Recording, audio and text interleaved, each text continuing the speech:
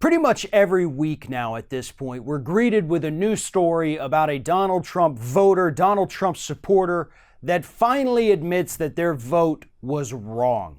But this week's is a little bit different than ones we've seen in the past.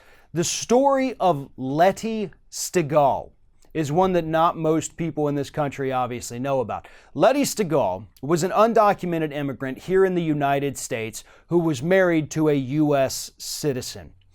Letty was deported not that long ago and is not allowed back in the United States, at least for the time being. Her and her husband also had a 17-year-old daughter who is a U.S. citizen. Well, as it turns out, Letty's mother-in-law, Shirley Stegall, actually voted for and supported Donald Trump in 2016. But now, according to a very lengthy article in the Associated Press, Shirley says that not only is she ashamed of her vote, but she is also ashamed of her country for the first time in her life. And this isn't meant to say, welcome to the other side, thanks for finally opening your eyes. This is a real-world story about how many consequences can come from something as simple as your vote. That's the real problem here.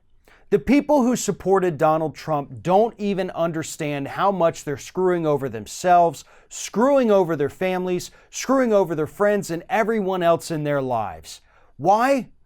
All because they were motivated to vote for a con man because they were easily conned.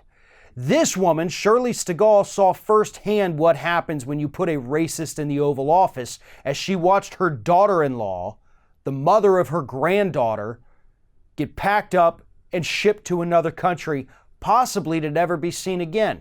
Now, they do video chat, but whether or not they'll ever be able to reunite as an actual family remains unclear at this point. And this is not a unique story. This is happening all over the country right now. We also have actual U.S. citizens, people who went through the naturalization process, are currently being threatened of being stripped of their citizenship and deported back to where they came from. That's a new program that this administration is working on. So yeah, we have a very real problem here in the United States.